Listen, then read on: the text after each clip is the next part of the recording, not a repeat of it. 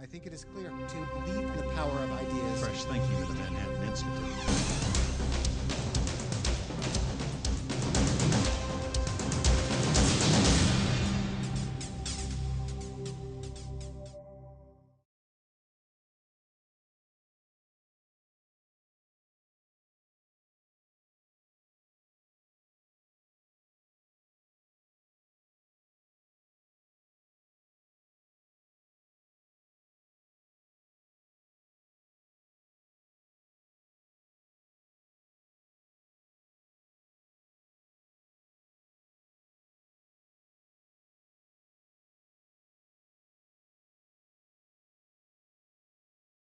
Good evening, ladies and gentlemen, and welcome to the 13th annual presentation of the Manhattan Institute Social Entrepreneurship Awards.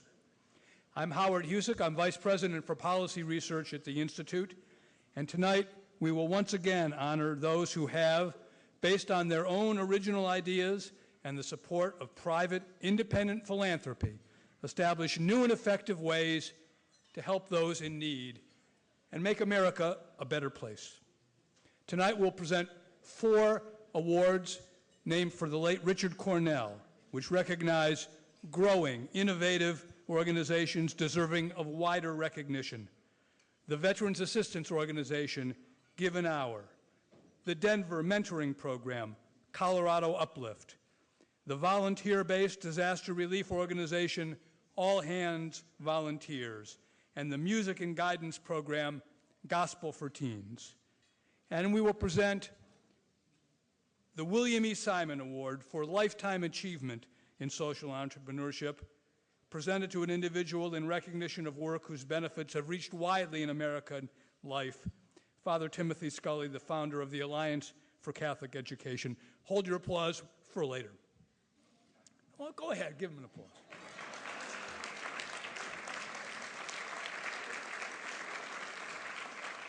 I'm not going to stop you once you start. You know, all of those whom we honor tonight share a key common characteristic. They recognize the social problem and set out to do something about it themselves. They can all be placed in an important category that I call not from the government, but here to help. And I'm sure there are a variety of opinions in this room about the role of government in our society, but I know we all share a belief in the virtue of the sorts of organizations that we're honoring tonight. This is a different sort of event for us at the Manhattan Institute. Usually we have forums on public policy, and so I won't be talking much about public policy, but just briefly here for a moment. You know, the lifeblood of the organizations that we're celebrating here tonight is private philanthropy, and there are a number of supporters of the organizations that are with us tonight. But we're at a moment in American life when the tradition of independent philanthropy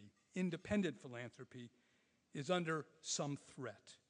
There is serious discussion in Washington today about limiting or even ending the charitable tax deduction, which makes possible $300 billion in private charitable giving in this country every year. Some would confine the deduction to select causes. There's discussion right here in New York that there be a requirement that a portion of charitable contributions made to one organization be diverted to other organizations approved by government.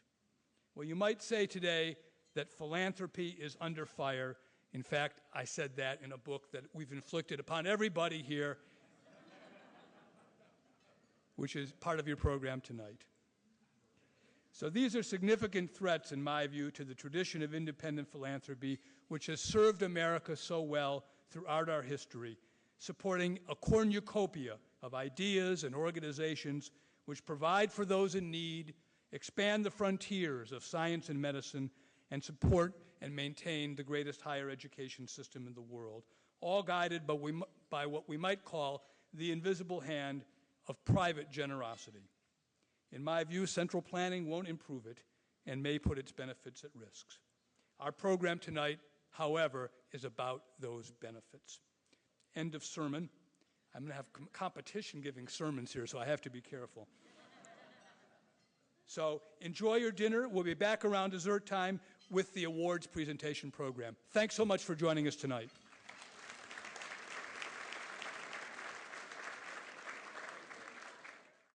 It's now my honor to begin the presentation of the Manhattan Institute's 2013 Awards for Social Entrepreneurship. We'll begin with 4 $25,000 awards for innovation in social entrepreneurship that are named for the late Richard Cornell, the writer and thinker who, in his influential book, Reclaiming the American Dream, coined the term independent sector to describe our robust, philanthropically supported civil society. Dick was a great friend to the Manhattan Institute, and tonight we are joined by her colleagues and our generous supporters, the J.M. Kaplan Foundation. We are graced by the presence of a great friend of our program today, Dick's widow, Betty Fonseca.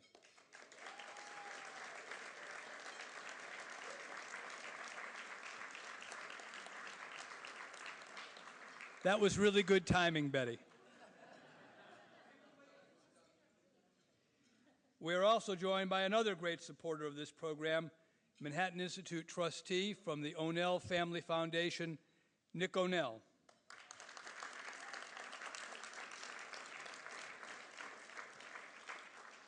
Our program will culminate tonight with the presentation of the annual $100,000 William E. Simon Prize.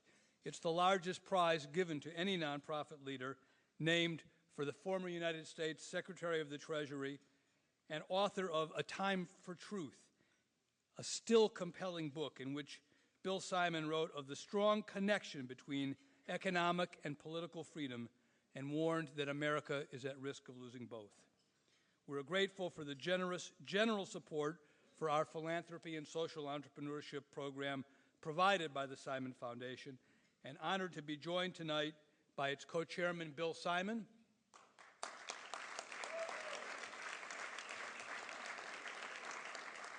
and President Jim Pearson.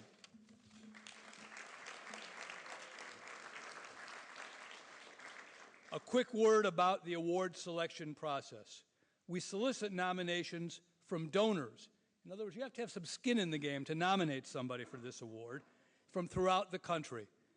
They were reviewed by an outstanding panel of judges, including Adam Meyerson of the Philanthropy Roundtable, Les Lenkowski of the Lilly School of Philanthropy, Indiana University, Bill Shambra of the Bradley Center for Philanthropy and Civic Renewal, Anne Marie Burgoyne of the Draper Richards Foundation, and Cheryl Keller, formerly of the General Electric Foundation, along with Jim Pearson from the William E. Simon Foundation.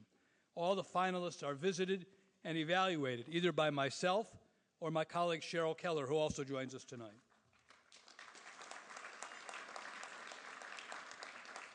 So we check these guys out. A number of representatives of past award winners are with us tonight. I'd like to briefly acknowledge them.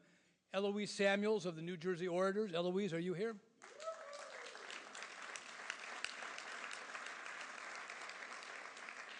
Rachel Doyle of Glamour Gals.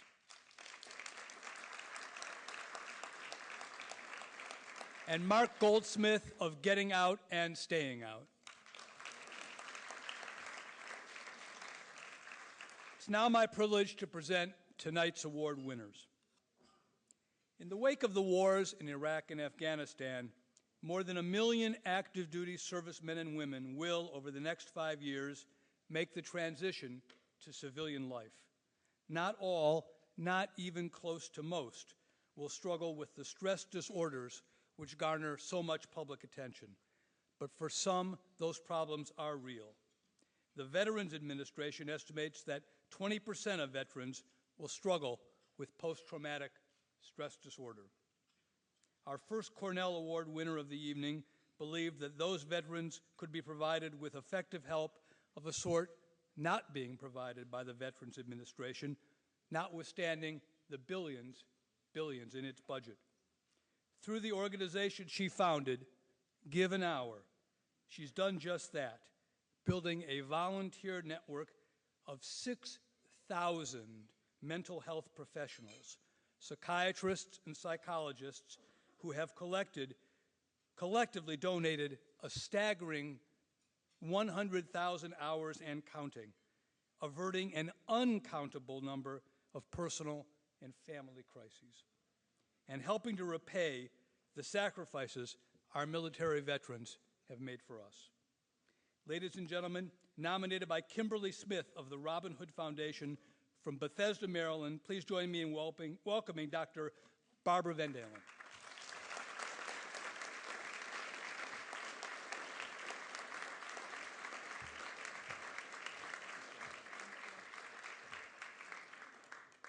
Thank you, Howard, and thank you to the Manhattan Institute for having me here this evening and for this recognition. Every accomplishment has a story behind it and relationships that support it. So here's my story.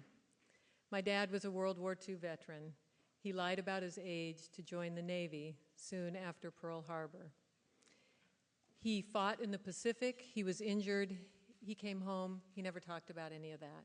What he did was he moved his young family from Los Angeles to rural California. I was born soon after that. Unfortunately, soon after I was born, my mother had a psychotic break. She was later diagnosed as being schizophrenic. Fortunately for me, my dad was a veteran, and he didn't walk away from 4 young kids. Instead, he stepped up, he took care of us, and on we went. When I was 15, I lost my brother to a tragic accident. Once again, my dad helped me get through a very difficult time, and I learned again from him about service, about honor, integrity, and character. My dad passed away when I was in graduate school working on my PhD. It was a devastating loss, but I had the strength that he gave to me, and that allowed me to finish my degree to become a psychologist. In 2001, I held my 1-year-old daughter as I watched the Twin Towers fall and the Pentagon being attacked. I live outside of Washington, D.C., and as a psychologist, I knew I had something that I could give, something that I could do to help, but there was no way to do it. There was no easy way for me to assist those who were suffering. In 2004, I was driving around Bethesda with my 2 daughters. I was a single mom at the time. And my then 9-year-old oldest daughter saw a homeless veteran on the street. And she said in the voice of outrage that only a child who sees an injustice in the world can have, "Mom, we can't let this happen to these men who served our country." I thought of my dad. I thought of what he taught me, and I founded Give an Hour soon after that. Today we have, thank you.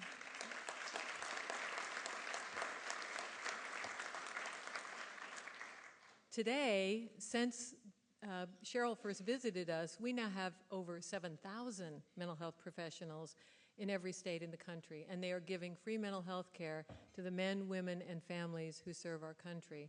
They are also providing education and consultation to other organizations.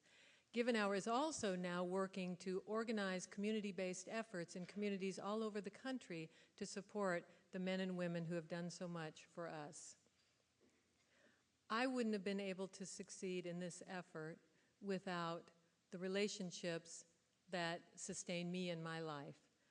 Many of my friends and colleagues are here tonight, and I want to thank them all for coming and for all you do to support Give an Hour and to me.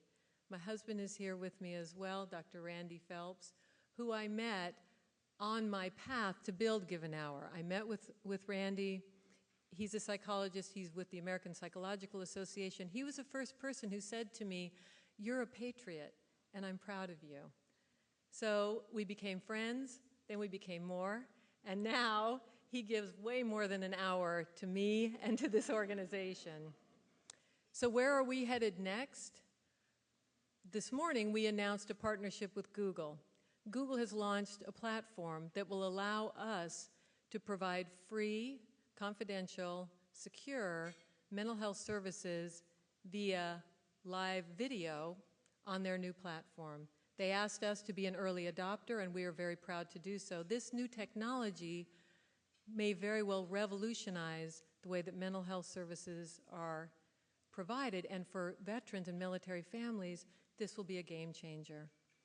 In addition, we have harnessed this amazing resource, 7,000 providers who want to give what they have to offer, their mental health knowledge and expertise. So we now are opening up that network whenever there is a tragedy of other dimensions in our nation. We recently began by offering services to the victims and survivors of Hurricane Sandy, the Boston bombings, the tornadoes in Oklahoma, the shootings in Connecticut. So as you can see, we are now taking the model that started with one idea to ask mental health professionals to give a little time and expanding that. We're also taking that model and looking at how can we think about mental health and optimizing the health and well-being in communities all over our country. Much remains to be done to help the men and women who served our nation. Much remains to be done to build and sustain healthy communities. But I know, because I've seen it in the last 8 years, that if we harness the resources in our community, much can be done. So in honor of the men and women and families who serve our great nation, and in recognition of the mental health professionals who have stepped up to help them heal, thank you so much, and I accept this award.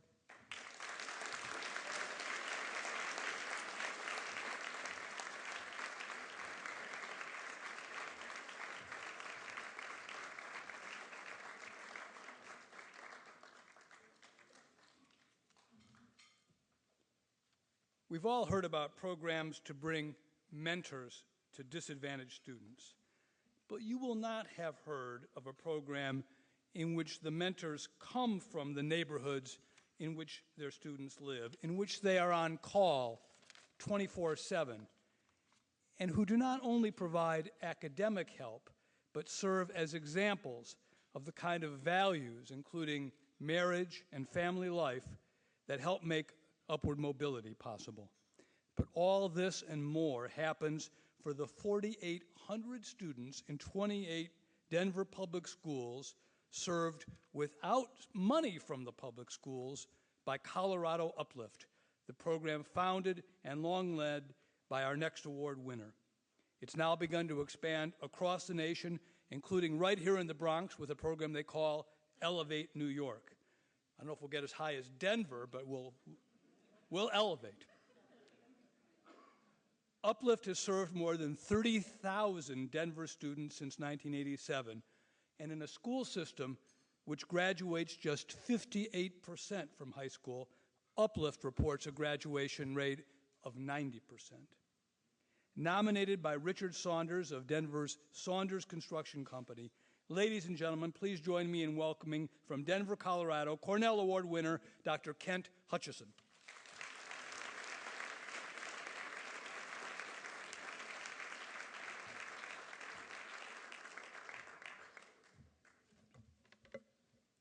Thank you very much.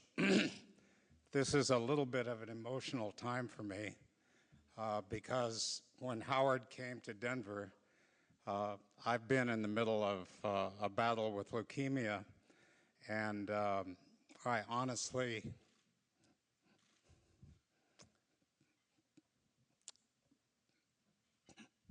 pardon me.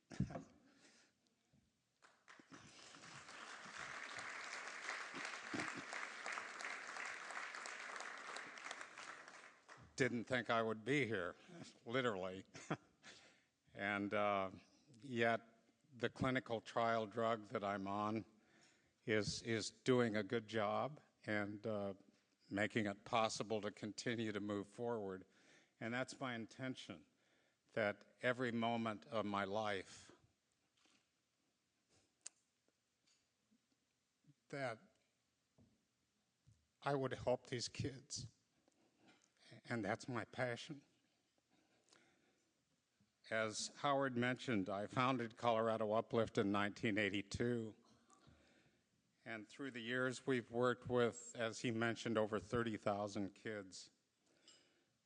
And directly impacted the families and extended families of many more thousands through these 31 plus years.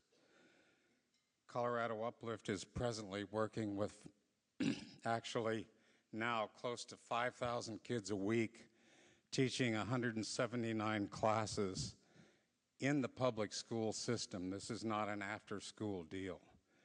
Our staff goes into the public schools. They hold adjunct teacher licenses and teach daily high school kids to loop back around and mentor elementary school kids. So in the targeted elementary school kids, we work with every second grade through fifth grade child in that school.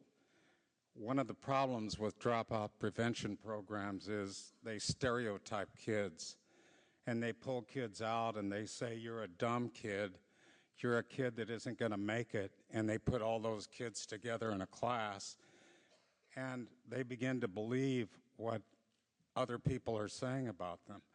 We don't stereotype kids. We work with all of the kids in elementary school, and then we follow them into middle school.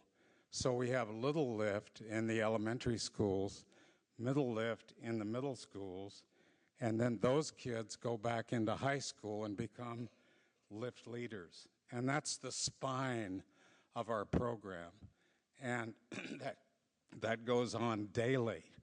And so we have this contact with kids that is constant and doesn't kind of go in a random volunteer after-school basis. And so we have been able to take our Denver model and begin to expand it into Orlando and New York City and Phoenix and Portland.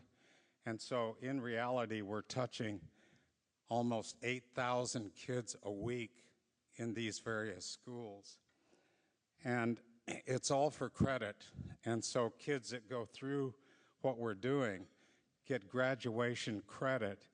And so they're motivated because a lot of these kids have never done anything over a long period of time in their classes in school. And our school classes are jammed with kids who want to get in. Let me illustrate why this is a bottom-up effort rather than top-down. One of the things that I've observed since I founded Uplift over 30 years ago is that there are fix-it mentalities that go on in terms of school reform, small school movement, multiple millions of dollars being pumped into this educational reform. The problem is it doesn't touch the kids, many of whom can't even begin to relate to what a class is all about and what academic achievement is all about. I received a phone call from a staff member of 25 years, and we have 58 full-time staff, raise about $5 million, have 150 on our board, various boards, who privately fund what we're doing. But I received a phone call from one of our staff members, Victor, and he was calling from the emergency room of Denver Presbyterian Hospital.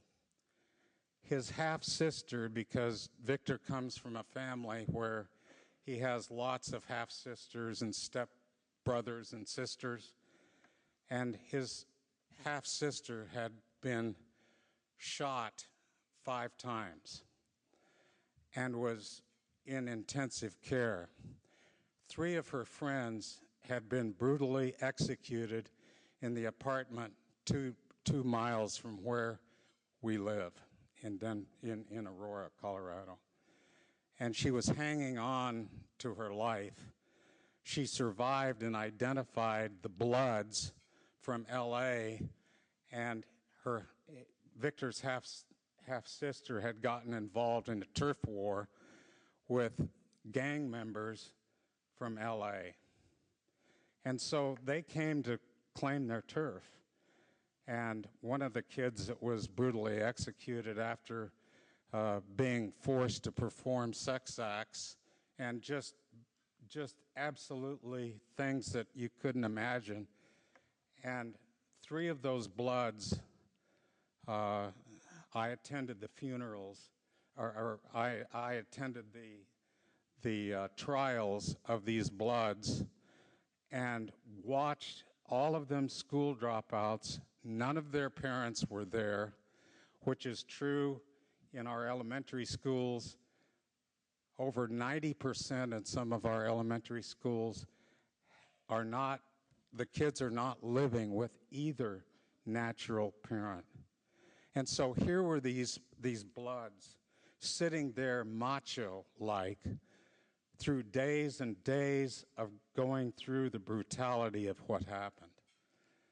And I thought to myself, how are we connecting with kids that are dropouts? Each dropout costs society over $2 million over the lifetime of that dropout. Victor is an exception to what is happening nationwide. Victor has now influenced thousands of kids in his neighborhood. And he began in the same way that most of our kids begin, in an elementary school classroom that transitions into a middle school, that transitions into a high school. And we have that track. And Victor is now a leader in his neighborhood. And literally, thousands of kids are impacted by Victor's life. One last story to illustrate what's happening. Victor connected with a young lady named Anasia when she was in elementary school.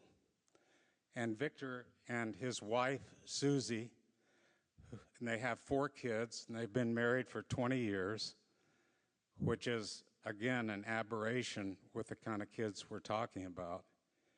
And Victor connected with Anasia from Namibia, Africa, who moved here with her mother and 8 siblings. The father took off as soon as they got to Denver. And the mother was schizophrenic. So Anasia, who was in elementary school, and her sister literally raised the rest of these small children. Anasia's mother committed suicide. A year later, her brother committed suicide. Anasia adopted the smaller brother and took custody of him. And Anasia was given a Daniels Fund scholarship, full ride, graduated from college, and is a full-time staff member of Colorado Uplift. So you see this chain of cause and effect, and that is happening with thousands of kids around the country. And I'm so honored to be here and thankful to be here. And as I mentioned to begin with, I will continue this fight as long as I live. Thank you.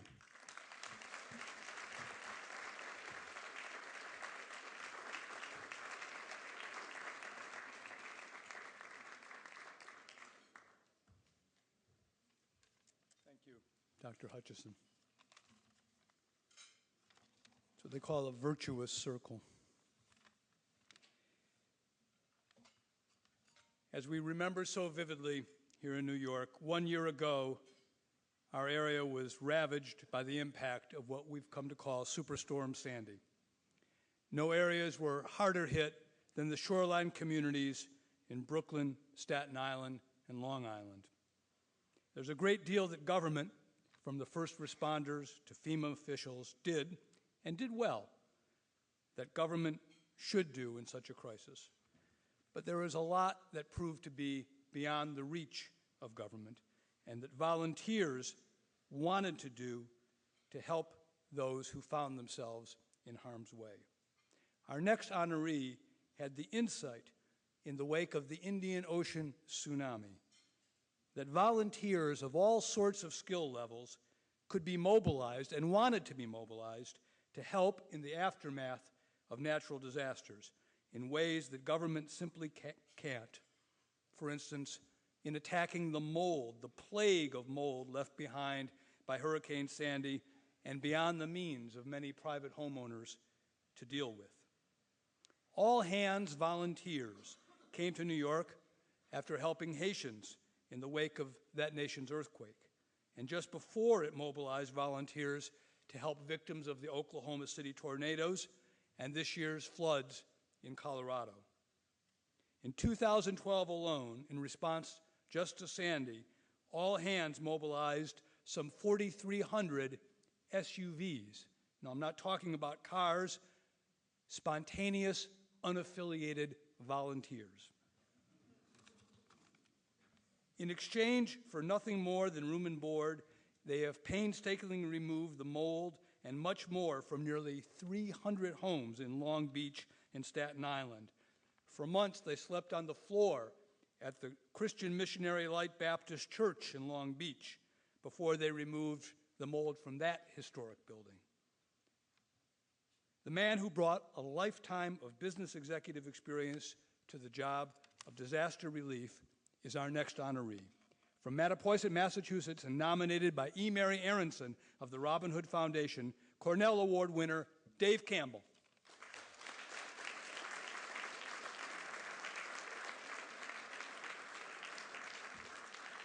Thank you, Howard, and thank you, Cheryl. Thanks for everybody who's here. This is a challenging set of stories to finish. Dr. Van Dalen used the phrase of everyone has a story, and with Howard's introduction, I'll tell you a bit of that transitional story, if you will. So I had spent more than 40 years in a technology industry, and the last several years of that being very involved in development of the internet. When I had one of those events that changes one's life, which was a lunch 2 days after the Asian tsunami, December 28th, the tsunami was December 26th. And I sat with a friend and said, wasn't the tsunami terrible? It was the worst natural disaster in my lifetime, but it was far away. And he said the words which were, David, 10 days ago, I was having lunch on the outer patio of the Meridian Hotel in Phuket, Thailand. Everyone who was on that patio 2 days ago was killed. And it took something far away and made it closer. And as we tend to do, as Dr. Van Dalen will do often now, I Googled tsunami, Phuket, Meridian, and the Meridian site said, we're sorry for the 2 hotels we've had to close, the 76 people who were killed, the impact, but our 3rd hotel is still open. And as they do on the side, they had bullets which said, among other things, we have high-speed internet access.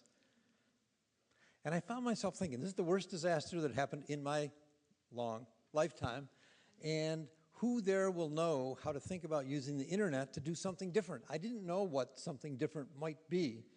And 10 days later, I found myself in Thailand with a bag of wireless routers and walkie-talkies and who knows what. I actually took duct tape, which I don't even actually know how to use. So it was really showing up saying what might be, what could be. And over the next several months, hundreds of people showed up to help because we simply put up a website and said, here's a place there's need and here's someone coordinating it. And it turned out to be a phenomenally successful and effective and satisfying experience with only one sort of anecdote of that time as an example of how the internet really made a difference. So this was a fishing community called Bang Tao in Thailand where the fishing boats in this area are heavy boats that go far out to sea. So replacing a boat is $5,000. But it's also a strong expat community. But we actually captured the portfolio of a fisherman and his picture and his family and what he had lost. And through an expat connection, sent that information to a yacht club outside of London who would run a fundraiser, not hard to raise $5,000 to give a person their life and their job back. And by using the internet in that different, creative way, things happened and got people on a positive path. 8 months later, when I was back to what I thought was a normal life, Katrina hit the United States, now the largest natural disaster to hit our own country in my lifetime. And several of us who'd been in Thailand talked and said, all right, let's do it. So we incorporated that weekend, so we're 8 years now as a 501c3. And over the next 6 months in Biloxi, Mississippi, 1,500 people interrupted their life to go and help other people. It was extraordinary. Over the last 7 years, we've now done projects in Haiti where we stayed for 2 years and built 20 schools. I landed in Japan on the third day after the tsunami, and I flew up to, worked our way up to the community called Ofanato, Japan, a seaside community that had gotten destroyed by the tsunami. Not only had the city been physically destroyed, but of the 300 employees of the city, 100 were killed in the tsunami. So think about the challenge that came upon them, and then the trauma and the impact that was facing them. And we lived there and worked there and got them started. We had 1,200 volunteers who showed up and worked up in that community. But here it was so sensitive to me. So as you know, I'm from Boston, and as you know, we had the bombing in Boston on Marathon Day. 3 days later, I got a personal letter from the mayor of Ofanato saying, David, our condolences from Ofanato to you and the people in Boston, because we understand the pain you're suffering, and we want you to know that all of us in Ofanato still think about All Hands and appreciate that you got us on the path to recovery. What happens is the trauma after a disaster causes people to pause and not start. And individuals showing up to just get them started, removing debris, starting to plan to build a school, psychologically changes them so they're on a path to recovery. And when I talk to people about what we do, I say it's three things. There's a physical thing we do. We clear the debris. We built 20 schools in Haiti. We have demolded hundreds of homes because of Sandy. There's a psychological, tremendous psychological impact on a person who's been traumatized when real individuals interrupt their lives to go and help and say, I understand your pain and I came here to help. And that direct ability to help of the volunteer changes their life. I looked at Richard Cornell's writings, and the phrase he used is a desire to serve. The phrase spontaneous volunteer comes about because when a disaster happens, it's one of those moments where everybody says, I wish I could do more than just send a check. I wish I could do something. And we chose to say yes to those people. We create a platform which allows people of any age, of any skill, to show up and just help. And we find that the impacts on the volunteers, the recipient community, and the physical work we've done truly makes a substantial difference. The phrase also I got from reviewing information on the Institute is, we make doing good easy. And the desire is there in everybody to help when they realize somebody needs help. And we try to make that happen and take advantage of that and really just say yes when people see that need and show up and help. When we came to Sandy a year ago last night, I was filling jerry cans with gas as we drove into the Sandy area to have enough gas to be here. And we did our normal start with mucking and gutting and working. But it was our contact with the Robin Hood Foundation and Emery Aronson, who I appreciate and thank so much, both for her support then and for our nomination tonight.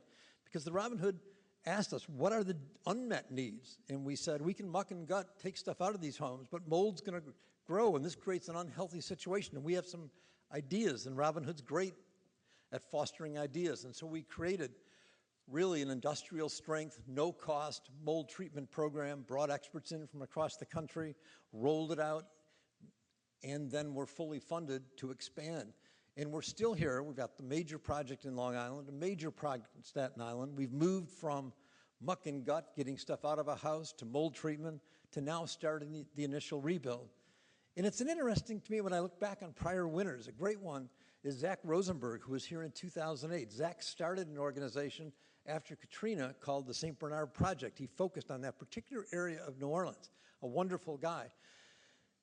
Zach is helping us work on creating this repair program in Staten Island and Long Island. And Zach his organization just finished repairing their 500th home in New Orleans. But think about it. It's been more than 8 years since Katrina, and there are still homes requiring those repair services. The needs after Sandy will be long and significant. We'll be here because of the support of people like Robin Hood and all of you, and we're honored to be here. We're active today in Bohol in the Philippines, where the earthquake hit last week. We're active today in Colorado, where the flooding was extraordinary last month, and we're bringing dozens and dozens of volunteers to bear. And we're active today in Staten Island and Long Island, and we hope we can be here for a sustained period of time because we see the needs are great. I'm very honored to accept this award, and I'm very appreciative of your taking the time to listen to each of our stories. Thank you very much.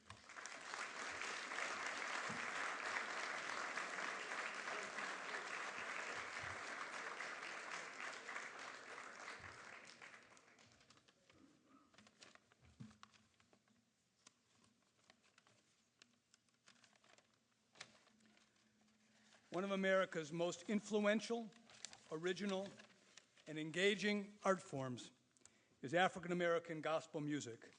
Some people around the Manhattan Institute know it's a favorite of mine. As exemplified by the singing of Sam Cooke, Mahalia Jackson, Clara Ward, so many others. Our next honoree, however, became concerned that young people were no longer being exposed to their own tradition, that it was being crowded out by rap and hip-hop, which had a different set of sentiments. In 2005, calling on her lifetime of experience and contacts in the music and advertising industries, she established Gospel for Teens, combining the teaching of tradition with demanding auditions, help from volunteer parents, all in a brownstone on 126th Street, where her family had lived for a very long time. Along the way, she found that gospel music offered a way for teenagers to deal with their problems in a constructive way, to make good choices, to excel in school, even to earn money through performances around the country and recently around the world. She's done it all without a grant from the National Endowment for the Arts. But 60 Minutes thought enough of Gospel for Teens to feature it in an unprecedented two-part series. Ladies and gentlemen, nominated by John Krieger of the Achilles and Bodman Foundations from Harlem, the founder of Gospel for Teens, Vi Higginsen.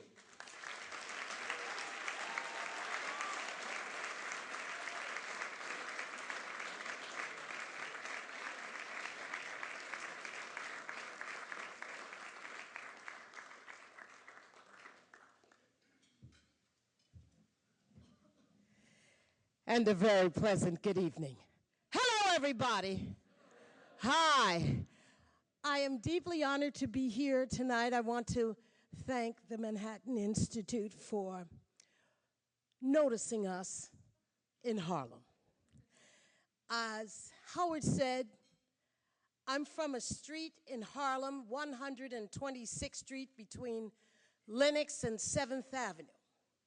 And for almost 100 years, there's been a Higginsen on that block.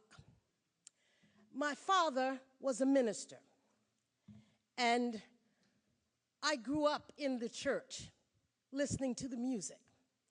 My mother loved Mahalia Jackson. My mother loved the sound of the quartets. And being the youngest of 4 children, she took me with her wherever she went, whether it was church or to a concert or an afternoon program. We grew up surrounded by music. My sister became a singer and wrote and sang a song called Just One Look on Atlantic Records, which became a pop soul classic. And that allowed her to travel to European countries and other places. When I graduated from college, that was my gift from her, to take me with her on tour to England, London, France. She worked with the Beatles and the Rolling Stones, and I got to watch her behind the scenes working and doing things at a time when it seemed almost impossible. So what I want to say here is the music that I heard as a child seemed to be missing. The music was taken out of the schools. I have a child who's a musical child. When I went to her school, there was no music.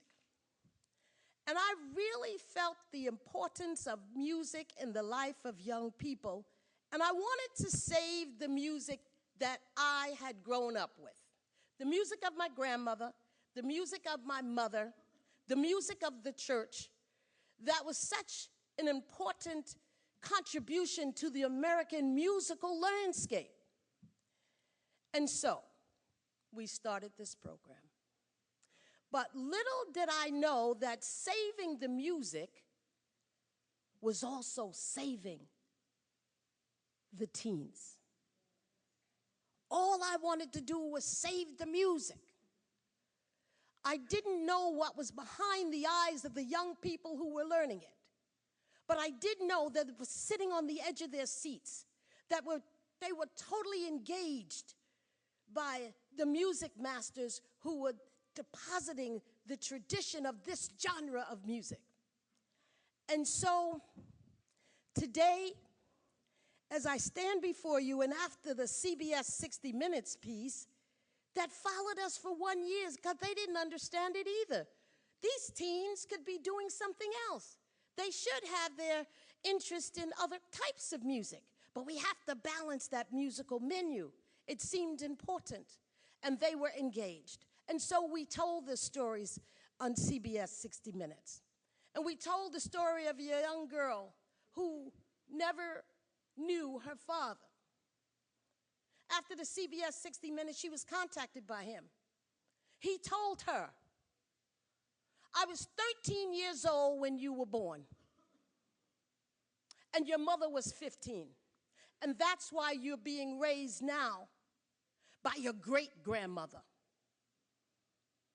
And so when we see these young people thrive and survive and sing, and somehow the music, there's something about that genre of music. There's something about the energy, the spirit, the lyrics, the sounds, the tones that makes a difference in a young person's life. I accept this award. And I thank you. I thank you for this recognition. And I thank you for table number 5, to my family and friends and business associates, to a board of director, Rita Rodan, who's sitting in the audience. And thank you, Howard, and thank all of you. Now, one more thing, Vi. I think you have some additional guests you'd like to introduce. I have some additional guests I'd like to introduce. Ladies and gentlemen, Vi Higginson's Gospel for Teens Choir. This is a representation of some of the over 400 students in our program. I want you to know that they're also, we teach, we train, and we employ young people. And they're featured in a new show in Harlem, helping to restore Harlem to its prominence as an entertainment capital, in the new show called We Are the New Musical. Gospel for Teens.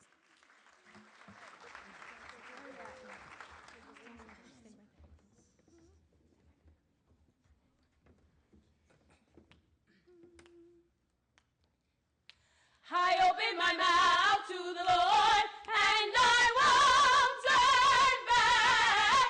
I will go, I shall go, to see what the end's going to be. I open my mouth to the Lord, and I won't turn back. I will go, I shall go, to see what the end's going to be. I open my mouth to the Lord, and I won't turn back. I will go, I shall go, to see what the end's going to be. I open my mouth to the Lord, and I won't turn back. I will go, I shall go, to see what the end's going to be. I open my mouth to the Lord, and I won't turn back. I shall go. I shall go. The end's going to be. I open my mouth to the Lord, and I won't turn back. I shall go. The end's going to be. I open my mouth to the Lord, and I won't turn back.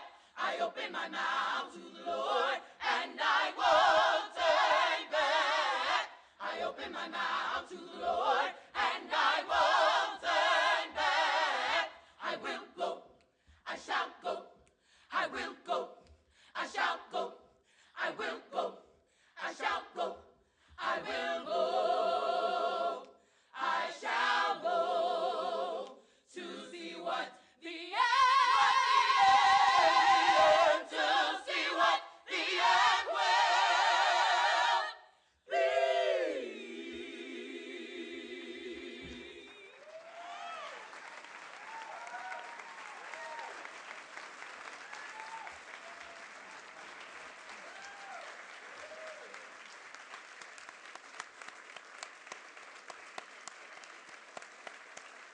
Who wants to hear just a little bit more? Yeah, let's have one more.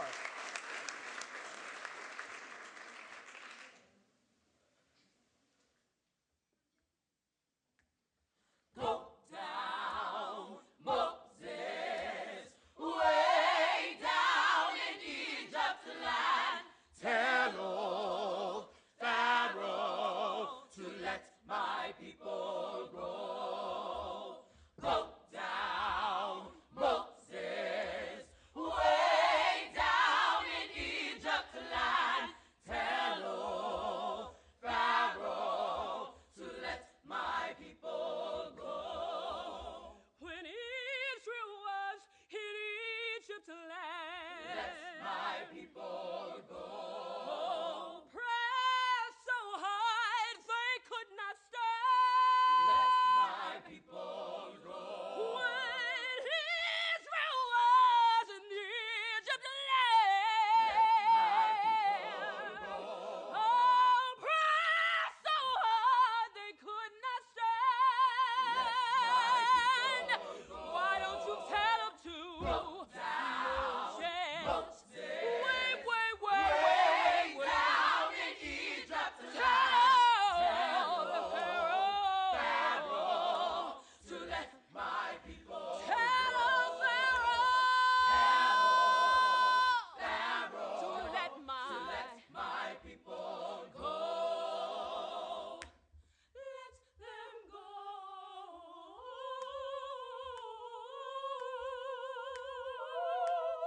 Let them go. Let my people go. Let them go.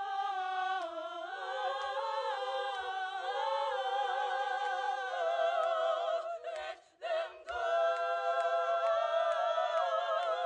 Let my people go. Let them go.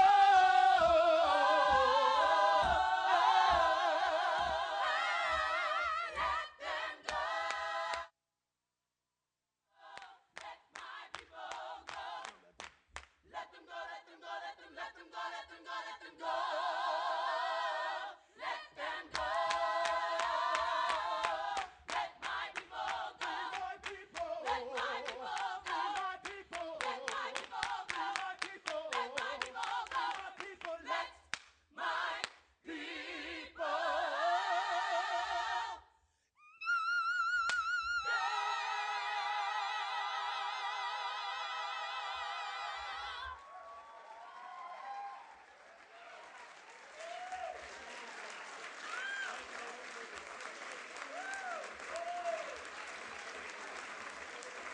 Gospel for Teens.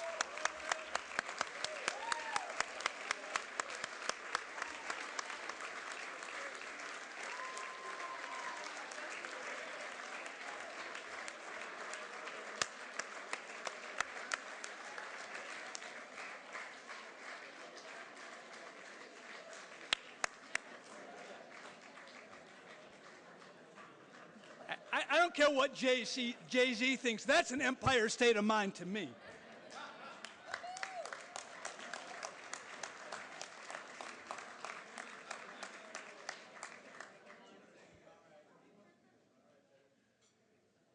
You know, the Simon Foundation has been very generous to us, and I repay them by making Bill Simon follow that act, you know. I apologize to all concerned.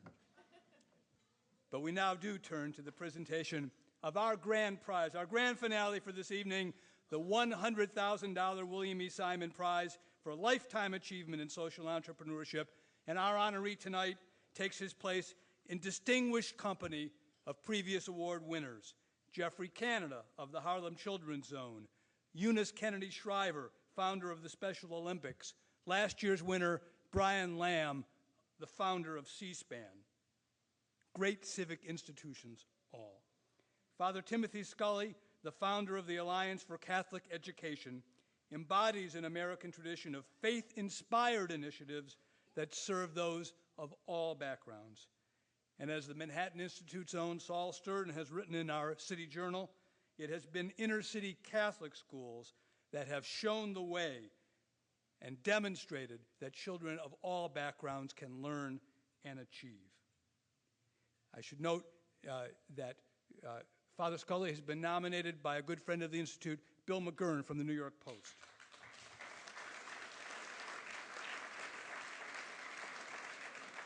Now, to introduce Father Scully, it's my honor to turn to a distinguished member of the Simon family, joining us tonight from California.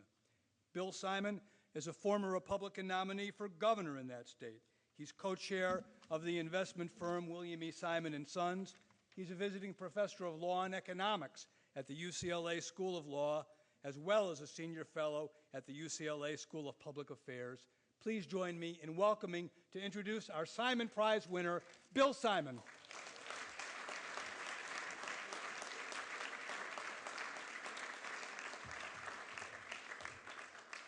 Thank you, Howard. And I learned early in politics, you got to be careful who you follow. And boy, oh boy, wasn't that a great choir? I mean, what another round of applause. You know, this is always one of my favorite nights of the year. And, you know, I look at the Manhattan Institute, Larry Moan, and to Howard and all their colleagues, and I'm so very grateful to be part of this team that recognizes all you great individuals. And I had a chance to sit next to Father Scully tonight, and I said, Father, you're going to hear some incredible stories. And then he looked at me a moment ago, and he said, am I going to have to sing now? So I want to talk a little bit briefly, I know we're getting a little bit late here, about my dad and about the Simon Foundation. My dad was fond of how Alexis de Tocqueville once described the American spirit as that incredible American who believes that if something has not yet been accomplished, it's only because it hasn't been attempted. And that's the spirit that we see here tonight. Tonight, we've seen, heard incredible stories, and all the winners tonight have done heroic work. They remind us what a great country we have, where people are free and where they're free to pursue whatever their dreams happen to be, whether it's David Campbell, just almost on the odd circumstance. And I'd have to recognize my own wife who's here tonight, who in her own way set up a 501c3, Dolly's Making a Difference, and for now several years has shipped thousands of dolls all over the world. And it started in our dining room, which is no longer our dining room.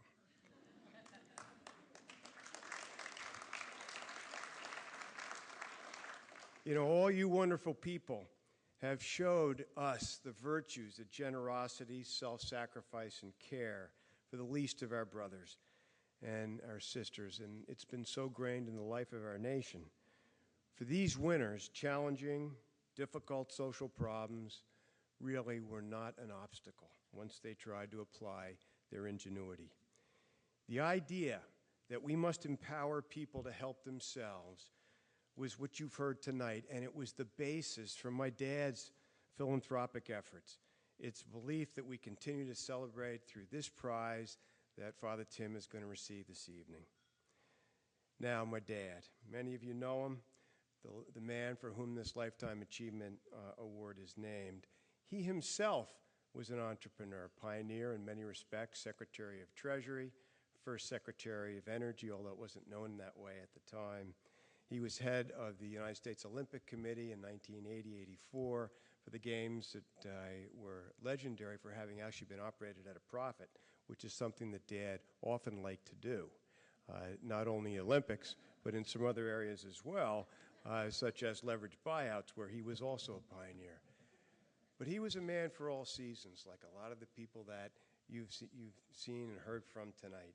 He wrote 2 best-selling novels, and he helped with our great pal Jim Pearson, who's a senior fellow at the Manhattan Institute, and also president of our Family Foundation, run the Olin Foundation, which for years had a very important impact on national life. So the purpose of this award is to salute the ideals that Dad carried close to his heart, helping people to help themselves using free market solutions and effective philanthropy. And I can't imagine a better way to honor his legacy than Father Tim Scully. I can't imagine it because I've watched Father Tim found the ACE program, and I've watched the ACE program grow all over this country. And as many of you may know, Catholic schools have a venerable heritage. They've got an important place in our national culture. They provide millions of young people, particularly those on the margins, with academic and character foundations.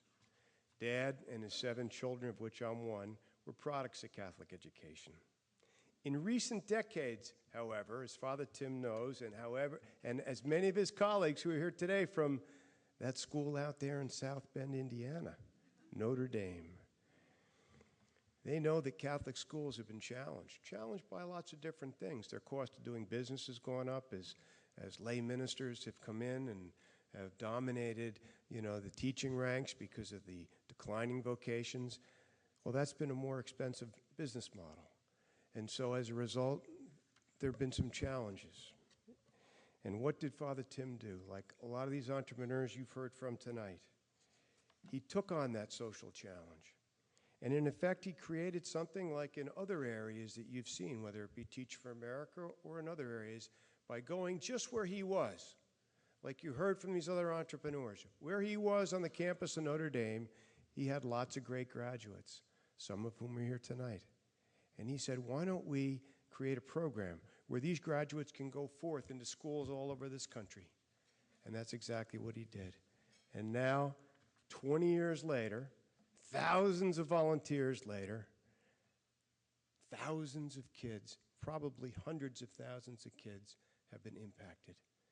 You've heard lots of figures tonight. One of my favorite figures about Father Tim's ACE program is that 75% of the recent college graduates at the time that went into ACE for a 2-year tour of duty stayed in education. So these thousands of kids didn't leave education, they stayed. And what does that mean? That multiplier effect that social entrepreneurs understand so well, even though they don't know at the time that they start their efforts, at the time that my wife started in the dining room with the dollies, at the time that David Campbell started with that tsunami. You don't always know where these things lead. But when you get leaders like Father Tim Scully, great things happen. So God bless you, Father Tim. Come on up.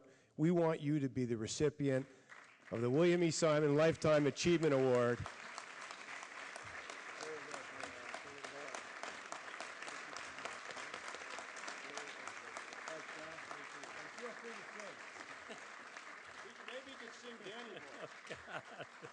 Oh, Danny boy, no.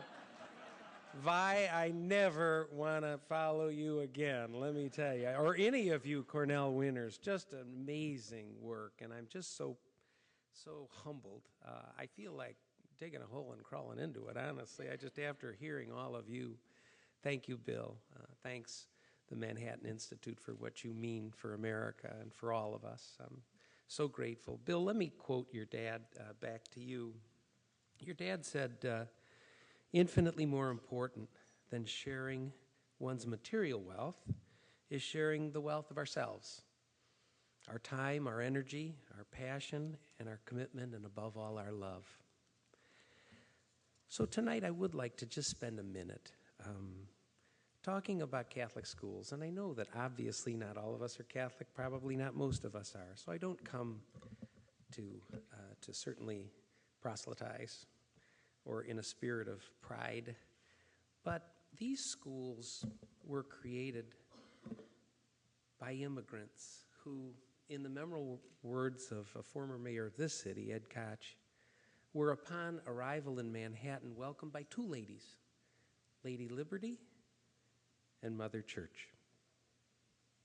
They built schools where students of all types, but mostly socioeconomically challenged, grew in learning and character. And the two went hand in hand. The values of the schoolroom were the foundation of personal and academic achievement. That sounds like the formula of many of the schools we hold up as best today, doesn't it? Now, I have one purpose tonight, and that is to try to persuade you that the conventional narrative about Catholic schools, which seems to be akin to an obituary, encouraging some sort of cultural hospice, as Tim Dolan has said, as they slowly disappear like some vestiges of a primitive past. It's true, as Bill said, that Catholic schools face strong headwinds. But I'm here to tell you, and I mean this, that our future is much brighter than people realize. There's never been a more exciting time to be in educational reform, as the people in this institute certainly have testified to with your own work. While it's true that we're closing schools in some places like New York, in other places we're opening Catholic schools all over the country, from North Carolina to Tennessee, Florida, Indiana, Texas, Arizona. In Chicago this year, we've increased enrollment in the inner cities of that city for the first time in a generation. And you know, we provide a remarkable education, sometimes transformative, often on a shoestring budget. The conventional wisdom is flat out wrong. For one thing, we're in the Alliance for Catholic Education, we're not willing to see a country comprised only of state-run schools. It's not good for our country, and it's not good. Thank you. These schools are especially important for our children who are most vulnerable. Why? Because Catholic schools are indispensable instruments of both human formation and social transformation. Catholic schools contribute to the common good in unique and powerful ways. Just bear with me. 99% of Catholic school students graduate from high school on time. 85% of Catholic school graduates attend college, 85%. Catholic schools are actually more racially plural than their public school counterparts. That may be hard to believe, but it's true. Catholic school graduates are more civically engaged, more likely to vote, more tolerant of diverse views, more committed to service as adults, and less likely to be incarcerated. Catholic school closures in urban neighborhoods often result in increased levels of social disorder and crime. Minority students who attend our schools are half again as likely to graduate from high school and 250% more likely to graduate from college. So at Notre Dame, we're busily engaged in an effort to provide dozens of solutions to what is certainly America's greatest civic challenge, and that is ensuring that every child in this country, especially the most vulnerable, has the opportunity for a decent education. Look, there are no silver bullets in this business. We know that. But we began our journey, as Bill said, 20 years ago, focusing on providing these schools with teaching talent. Since then, we've built the nation's leading Catholic school leadership academy, a not-for-profit consulting firm, a research arm to measure what works for kids and what doesn't, a national initiative to advocate for parental choice, a national initiative to increase access for Latino children to our schools. Most recently, I just bear with me 1/2 minute longer, I'd like to share with you an intervention that we've discovered recently that we believe create a proof point for what is possible with high-performing Catholic schools serving at-risk kids. Some of you may be familiar with Notre Dame ACE Academies. It's a vibrant university school partnership model through which we've been able to work with families and children in some of our most under-resourced communities in the country. We began this partnership in Tucson, Arizona, with 3 schools. Schools which were on the verge of closing, schools that were serving children at risk in the 6th most poor zip code in our country. When we took the schools over 3 years ago, our kids were reading at the 15th percentile, math in the 17th percentile. 3 years later, those same kids are performing at the 52nd percentile. And our first graders are testing at the 92nd percentile. They will never experience the achievement gap. So we're firmly convinced that these schools represent precisely the type of renaissance that's so desperately needed. Well, look, tonight's award is for lifetime achievement, which means I'm old as hell. But it kind of implies that the road's been traveled. But I want to promise you this. We're just getting started. We're here among friends. So let me invoke, in closing, a bit of a speaker's prerogative and make a couple suggestions for you.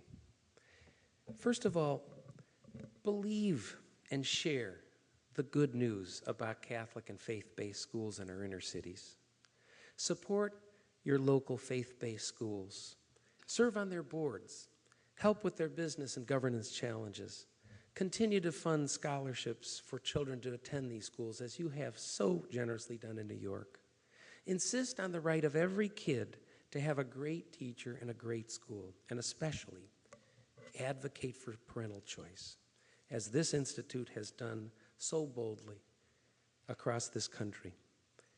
Most importantly, continue to serve as credible witnesses of the possible, demonstrating that parents and families are the first and best teachers of their children. This is the belief upon which our country was founded: personal liberty, individuals having the right to make choices themselves and for their families. Let people make a choice about the most fundamental element of their children's lives and not consign them to a failing school based upon their zip code. This is what social justice demands. So look, it's an honor beyond belief to be here with you tonight. Let's dream new dreams to build a school system that's worthy of our great country, to form teachers and leaders that can develop the highest performing schools we've ever known, and finally to ensure that every child across this great land of ours has the opportunity to receive the education that will enable him or her to realize the great American dream. Thank you so much. God bless you. Thank you.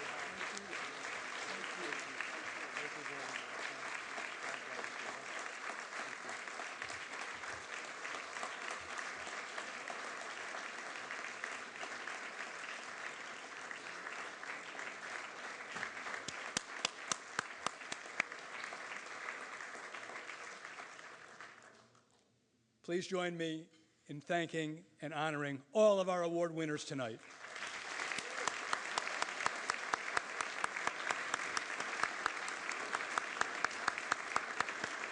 That concludes our program. Thank you for coming. See you next year. I think it is clear how fortunate we are to believe in the power of ideas. Supply the common sense and the fresh thinking of the Manhattan Institute.